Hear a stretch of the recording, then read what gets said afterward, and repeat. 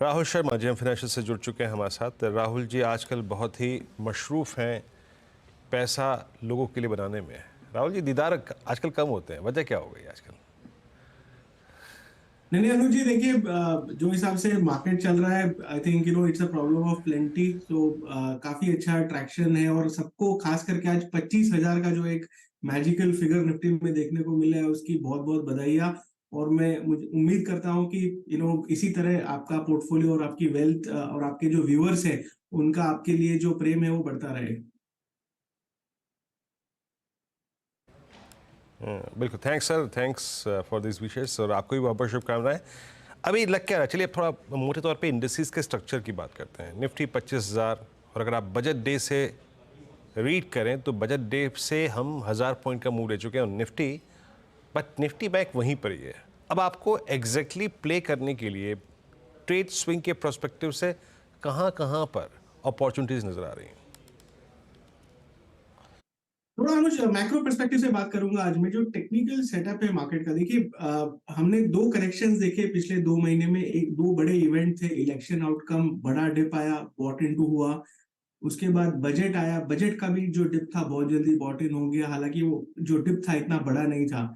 देखिए मार्केट के अंदर काफी सारा जो पैसा है, डोमेस्टिक सप्लाई है जो नीचे के लेवल्स पर बाय करने के लिए तैयार है। तो जो करेक्शंस है वो बहुत शैलो है। दूसरा, 2 से 3 रेट हाइक यूएस मार्केट्स में अगले 3 से 6 महीने में आ सकती है, विच मीन्स कि एक बहुत सारा जो पैसे का फ्लड है, लिक्विडिटी का जो फ्लड है वो मार्केट्स के अंदर आएगा। तो हमारा ये मानना है कि ये 25,000 जस्ट एक माइलस्टोन है। मेरे हिसाब से बहुत लंबे लेग से आने वाले 6 से 12 महीने में निफ्टी के लिए और बड़ी अपसाइड देखने को मिल सकती है। और सबसे इंपॉर्टेंट बात यह है कि 25,000 के इंडेक्स पे भी हमें टेक्निकल रूप से ऐसे स्टॉक्स मिल रहे हैं जिनमें 30 to 50% तक की भी अपसाइड अगले 12 महीने में देखने को मिल सकती है। सेक्टोरली केमिकल्स एक ऐसा सेक्टर है जो रिवर्स हुआ है। लास्ट टाइम जब मैं आपके शो पर आया था तो आईटी की हमने लगातार बातें की थी। आईटी इंडेक्स तकरीबन 34,000 वाला 40,000 तक आ गया। और अभी ये सिर्फ कैचअप रैली थी जो पिछले 2-3 साल से जो निफ्टी के साथ अंडर परफॉर्मेंस था उसका कैचअप हुआ। अब यहाँ से आउट परफॉर्मेंस हमें लगता है आनी चाहिए।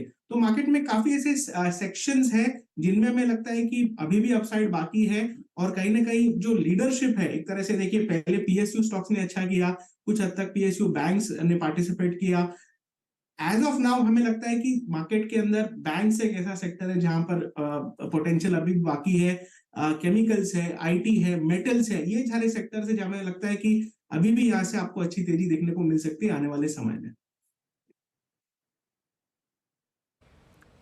ओके, केमिकल्स का राहुल जी जो आपने जिक्र किया, अब केमिकल्स में केमिकल्स चल बहुत चुके हैं, मतलब टेक्निकली स्पीकिंग आई मीन एक तो दीपक नाइट्राइट नवीन फ्लोरिन में ब्रेकआउट भी है, एसआरएफ में ब्रेकआउट भी है, बट ये ब्रेकआउट आ रहा है ऑल टाइम हेजेस पे, यानी अपने आप प्रीवियस हाई को काट रहे हैं। बट यूपीएल अब लोअर ट्रेजेक्टरीज में ट्रेड कर रहा है, तो चॉइस ऑफ ट्रेड क्या रखनी है इस वक्त विद इन द केमिकल्स? आज आज के सेशन के लिए 4 आइडियाज हमने निकाले। एक शॉर्ट टर्म है, 3 लॉन्ग टर्म आइडियाज है। तो केमिकल्स की अगर बात करें तो क्लीन साइंसेज में एक नया ब्रेकआउट है। तो एक डिस्क्लेमर दे दूं कि ये स्टॉक्स हमने अपने क्लाइंट्स को रेकमेंड किए हुए हैं।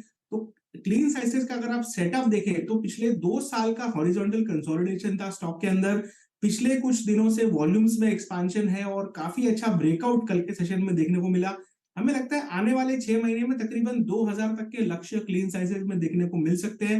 केमिकल्स एज अ सेक्टर काफी वाइब्रेंट है। जो सेक्टर लीडर है दीपक नाइट्राइट, उसकी हमने बात आपके शो पर पहले भी की थी, बहुत ही बेहतरीन मूव रहा उसके अंदर। और अब लगता है कि जो टियर 2 टियर 3 स्टॉक्स है इस सेक्टर में वो भी पार्टिसिपेट करने चाहिए। तो केमिकल्स में हमारी टॉपिक क्लीन साइंसेज है। जहां तक आई थिंक मेटल्स की बात आती है, वेदांता का सेटअप हमें सबसे ज्यादा प्रॉमिसिंग लगता है। पिछले 14 साल का जो एक तरह से मल्टीपल टॉप से स्टॉक ने निकाले हैं इस साल। और हमें लगता है कि अगले 6 to 12 मंथ्स के टाइम फ्रेम में यहाँ पर आपको 30 to 40% तक की भी अपसाइड यहाँ पर बनती हुई दिख सकती है।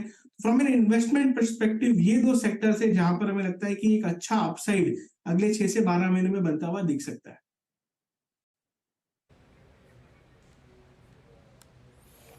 ओके राहुल जी, बहुत बहुत शुक्रिया, आप इस कार्यक्रम में शामिल हुए आज और सभी महत्वपूर्ण लेवल्स पे निफ्टी निफ्टी बैंक पे सेक्टर्स पे अपनी राय रखी and choices for I think short term सब पे बात करी। बहुत बहुत शुक्रिया।